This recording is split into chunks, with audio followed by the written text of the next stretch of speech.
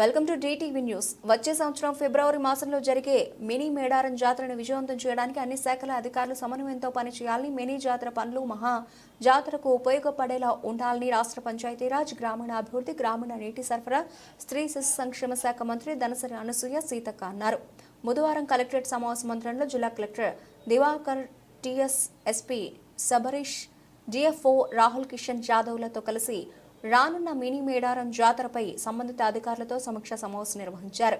10 days ఒకసారి లేదా ఎక్కువ మిమ్మల్ని ఇబ్బంది పెట్టినట్టు అనిపించవచ్చు, కానీ నాకున్న టైంలో మరి మనం పరిగెత్తాలి, బాగా చేసుకోవాలి అన్నటువంటి ఆలోచనతోటి రెగ్యులర్గా ఇక్కడ ఉండడంతో మీరు అందరు కూడా ఆన్ డ్యూటీలో ఉండాల్సి వస్తుంది. డిపార్ట్మెంట్స్, పోలీస్ కావచ్చు, కలెక్టర్ గారు కూడా పాపం ఎప్పుడు ఆయన రెగ్యులర్గా మాతోటే ఉంటున్నాడు. మీరు కూడా మీ డిపార్ట్మెంట్స్ కూడా అందరూ మాతో ఎక్కువ రెగ్యులర్గా ఇబ్బంది పడ్డప్పటికీ ఖచ్చితంగా మనకున్నటువంటి టైంలో మనం అన్ని పనులు కంప్లీట్ చేసుకొని మానిటరింగ్ వ్యవస్థలో ఉండేటట్టు ఉండాలి. ఇక జస్ట్ మానిటర్ చేస్తే ఇంక అన్ని అయితే అన్ని. కాబట్టి పెండింగ్ ఉన్నటువంటి పనులన్నీ కూడా కంప్లీట్ చేసుకోవడం. తర్వాత ఇప్పుడు ఈ మధ్య కాలంలో బిల్లులు కూడా తొందరనే క్లియర్ అవుతున్నాయి. మన దగ్గర ఏమైనా PMGSY రోడ్స్ కానీ అవి నా డిపార్ట్మెంట్ కూడా ఏమైనా ఉంటే ఇవ్వండి. మిగతావి కూడా అన్ని శాఖలకు ఆల్రెడీ ఇచ్చేసారు సీఎం గారు. చాలా మంది మెడికల్ వాళ్ళే కూడా కొన్ని వచ్చినాయి, R&B వాళ్ళే వచ్చినాయి. మనోళ్ళు ఎవరన్నా ఉంటే పంపించండి, అవన్నీ తొందరగా క్లియర్ చేస్తారు. ఇప్పుడు ఏంటంటే సెంట్రల్ గవర్నమెంట్ నుంచి కూడా ఒక స్పర్శ అనే పథకం, ఒక స్కీమ్ తీసుకొచ్చారు. దాంట్లో మనం కూడా చేరాలంటే అన్ని అన్ని క్లియర్ చేసుకోవాలి.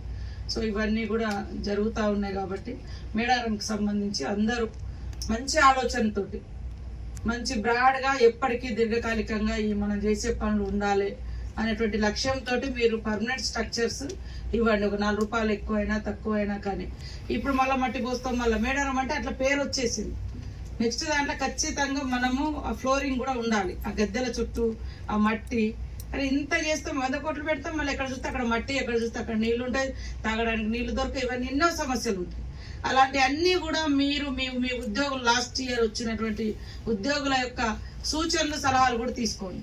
ఏం జరిగింది, మీరు డ్యూటీలో వచ్చిన మీరు ఏం అబ్జర్వ్ చేసిండ్రు ఇక్కడ అనేది కూడా, అది కూడా నెక్స్ట్ జాతరకు అది రాకుండా చేద్దాం. ఇప్పుడు ఖచ్చితంగా మనం మేడారంలో కొన్ని రోడ్స్ పెట్టుకున్నాము, డ్రైనేజ్ పెట్టినాము. తర్వాత ఇప్పుడు ఏమంటారు పైన డోమ్ సెట్టింగ్ పెడుతున్నాము. అదేవిధంగా ఎస్పీ గారు కూడా ఇప్పుడు ఫుట్ ఓవర్ అది ఒకటి ప్లాన్ అంటున్నారు. అది కూడా అట్లాంటివి కూడా కొంచెం రష్ ఉన్నప్పుడు ఖచ్చితంగా మనం హైదరాబాద్లో అక్కడిక్కడ పెడుతున్నాం కదా, అట్లా కూడా రష్ ఉన్నప్పుడు ఇవి ఖచ్చితంగా పనికి వస్తాయి. ఎప్పుడు కూడా ఆ స్ట్రక్చర్ బై వాకే కాబట్టి నడుచుకుంటూ పోవడానికి చిన్నది కానీ సరిపోతుంది. ఎంత ఇప్పుడు మనం అక్కడ బ్రిడ్జి మీద పెట్టినాం కదా, అక్కడ క్రౌడ్కు తగ్గట్టుగా, అక్కడ ఉండే లొకేషన్కి తగ్గట్టు మనం ఇది చేస్తే బాగుంటుంది, ఇక్కడ ఇట్లా పెడితే దీన్ని కంట్రోల్ చేయగలుగుతాము, ఈ సౌకర్యం ఇవ్వగలుగుతాము అనుకునే మీ ఐడియాస్ కూడా ఏమన్నా ఉంటే మీ ఆలోచనలు కలెక్టర్ గారికి కానీ సంబంధిత అధికారులకు షేర్ చేయండి.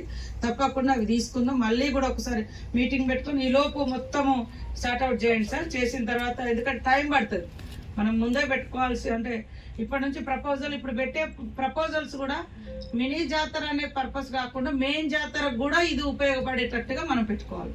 మనకు టైం ఉంది, మనకు కొంత అవకాశం ఉంది. నేను కూడా ఇక్కడ లోకల్ కాబట్టి కొంత నేను అక్కడ కన్విన్స్ చేసుకోగలుగుతాం తీసుకొచ్చుకోవడానికి. కాబట్టి అందరు కూడా మరి జాతర విషయంలో కానీ ఇతర విషయాలలో కానీ అలర్ట్గా ఉండి పని చేసి మన ఏరియాకు మంచి పేరు తీసుకొచ్చి తద్వారా మీరు కూడా ఆ గౌరవాన్ని పొందే విధంగా ఉండాలని మనస్ఫూర్తిగా కోరుకుంటాము. జరగలేదు, అవన్నీ కూడా ఐడెంటిఫై చేసినాం. మేడారం కేంద్రంగా కూడా ఒక 200-250 crores అనుకుంటా ప్రపోజల్స్ పెట్టి ఇట్లా దాదాపుగా పెద్ద ఎత్తున భవిష్యత్తులో మంచినీటి సమస్య ఉండకూడదని అవి కూడా మనం తీసుకొస్తున్నాం. తొందరలోనే వాటికి కూడా శాంక్షన్స్ వస్తాయి. అధికారులు కూడా ఏదో చేసినామంటే చేసినాం, వచ్చినోడు బిల్లు ఎత్తుకొని పోతాడు, కానీ ఇక్కడ చూస్తే నీళ్ళు వచ్చే పరిస్థితి ఉండదు. ఇది ఉండకూడదు. ఖచ్చితంగా మనం 10 రూపాయలు ఖర్చు పెట్టి పని చేసినామంటే దాని యొక్క రిజల్ట్, దాని యొక్క ఉపయోగం పబ్లిక్ ఉండాలి. అప్పుడే మనం చేసే జాబ్కు కూడా కొంచెం సార్థకత ఉంటుంది. ఉట్టిగా వాళ్ళు తీసుకున్నారు, వీళ్ళు తీసుకున్నాం, మనం తీసుకున్నాం ఏముంటుంది అందులో. కానీ పబ్లిక్ ఏ పర్పస్లో అయితే మనం నీళ్లు లేదా మనం ఏ పర్పస్లో అయితే శాంక్షన్స్ ఇస్తున్నామో అది నెరవేరినప్పుడు వేస్ట్, మన ఉద్యోగం కూడా వేస్ట్, మన వృత్తి వేస్ట్, మన ఇక్కడ చేయడం కూడా వేస్ట్. కాబట్టి మీకు అవసరం ఉన్నప్పుడు 2 రోజులు లీవ్లో వెళ్ళిపోండి, లీవ్ పెట్టి వెళ్ళిపోండి. మళ్ళీ ఏదన్నా అక్కడ ఎవరన్నా పెట్టుకుంటాం, లేదా ఆ టైంలో ఇంకేదన్నా ఆడ అకామిడేట్ చేస్తాం. బట్ మనము అట్లా తిరిగినట్టు తిరుగుదాం, చేసినట్టు చేద్దాం అంటే కుదరదు. ఖచ్చితంగా ఈ జిల్లాలో పోతామనుకుంటే వాళ్ళకి చెప్పండి, పంపించేస్తాం. ఇంకా ఇక్కడ మనకు ఎవరైనా ఉంటారు పెట్టుకుంటాం, లేదా కొత్త వాళ్ళని తెచ్చుకుంటాం. కానీ డ్యూటీలో ఉండి పబ్లిక్ని ఇబ్బంది పెడితే మాత్రం నేను ఇంట్లో కూర్చొని పనిచేసే వ్యక్తిని కాదు. వాస్తవం మీకు అందరు తెలుసు. మంత్రినైనా కూడా వారానికి 2 రోజులు ఇటే తిరుగుతున్నా, వేరే కాడ అటు ఇటు చూసుకున్నా, వేరే హాలిడేస్ అవి ఇవి మాకేం లేకుండా అంతే పబ్లిక్లో ఎక్కడ వీలైతే అక్కడ ఏ అవసరం ఉంటే అక్కడికి తిరుగుతాను. ములుగు అనేది మన సొంత ఏరియా, అదేవిధంగా వెనుకబడ్డ ప్రాంతం, మరి అనేక రకాల సమస్యలు ఉన్నాయి. కానీ ఈ మధ్య కాలంలో ములుగులో చాలా అద్భుతాలు కూడా మనం తయారు చేసుకుంటున్నాం. అధికారులు అందరూ కష్టపడుతున్నారు. కష్టపడే ప్రతి అధికారికి నా సపోర్ట్ ఉంటుంది. వాళ్ళు అడిగినప్పుడు నేనే సంతోషంగా ఓకే మీకు ఇబ్బంది ఉందంటే పోతారంటే పంపిస్తా. కానీ ఇష్టపడతాము. కానీ ఆయన మంచి అధికారి కదా, బాగా పనిచేసింది కదా, ఒకవేళ నేను వెళ్ళిపోతా మేడం నీకు ఇంత సర్వీస్ చేసిన కదా అంటే ఆ సర్వీస్ చూసి మీరు అడిగిన కాడికి ఇవ్వగలుగుతాం. కానీ మీకు ఇచ్చినటువంటి ప్రోగ్రామ్ కానీ కరెక్ట్గా చేయండి. రాబోయే రోజులలో ఇంకా చాలా వర్క్ లోడ్ కూడా పెరుగుతుంది. సేమ్ టైంలో మీ సమస్యలు కూడా ఛాలెంజ్గా తీసుకొని కొంత పరిష్కారానికి వస్తూ ఉన్నాయి. తొందరలోనే పెండింగ్లో ఏమన్నా ఇష్యూస్ ఉన్నా కూడా చేయడానికి ఎప్పుడు కూడా మనం సిద్ధంగా ఉన్నాం.